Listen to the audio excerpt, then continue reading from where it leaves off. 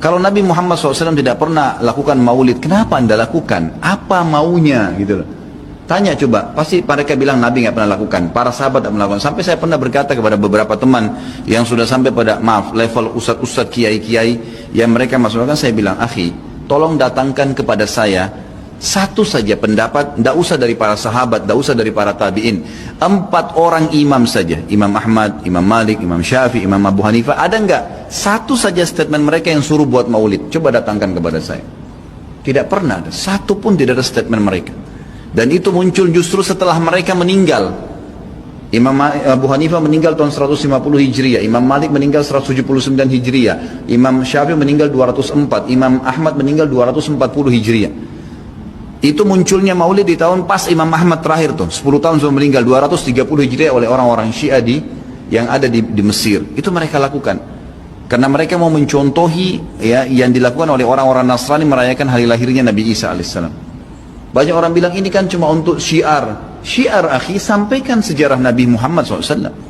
Sampaikan majelis ilmu, bukan dengan membuat-buat yang Nabi kita tidak lakukan, gitu kan? Saya sarankan, jadikanlah Nabi Muhammad SAW betul-betul sebagai kiai Anda. Kalau mau kerjakan sesuatu, tanya, Nabi Muhammad SAW kerjain nggak? Kalau enggak, cukup. Kita nggak lebih pintar dari Nabi SAW, teman-teman. Dan boleh diutus untuk dicontohi. Yang diperintahkan saja sudah padat, sudah banyak. Untuk apa buat-buat lagi? Udah banyak gitu kan? Dan anehnya teman-teman yang buat acara maulid ini, subhanallah, banyak sunnah Nabi yang ditinggalin. Banyak, melimpah sunnah Nabi gak dikerjakan. Banyak sekali, kita temukan kukunya masih panjang, hal yang kecil. Istrinya belum pakai jilbab, dia masih belum datang ke masjid sholat 5 waktu, banyak. Rame-ramein aja pada saat acara itu saja, itu pun tidak ngerti apa itu acara. Datang baca salawat, berdiri tengah-tengah, padahal dianggap ruhnya Nabi SAW sedang lewat tuh. Itu keyakinan mereka itu. Coba tanyain gitu kan, memang sudah begitu. Jadi tidak cukup dengan kata-kata baik. Mohon maaf, saya katakan ini dengan teman-teman yang melakukan perbuatan-perbuatan yang Nabi SAW tidak perintahkan. Anda sama saja sedang mengatakan, maaf Rasulullah, saya lebih ngerti daripada Anda. Nabi SAW tidak perintahin kita kerjain, jadi kita lebih ngerti dong dari Nabi, gitu kan?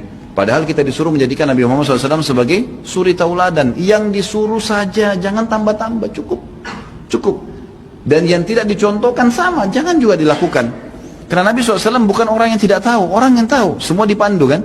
Berarti di sini masuk dalam mengerjakan apa yang diperintahkan, meninggalkan apa yang dilarang dan yang tidak dicontohkan.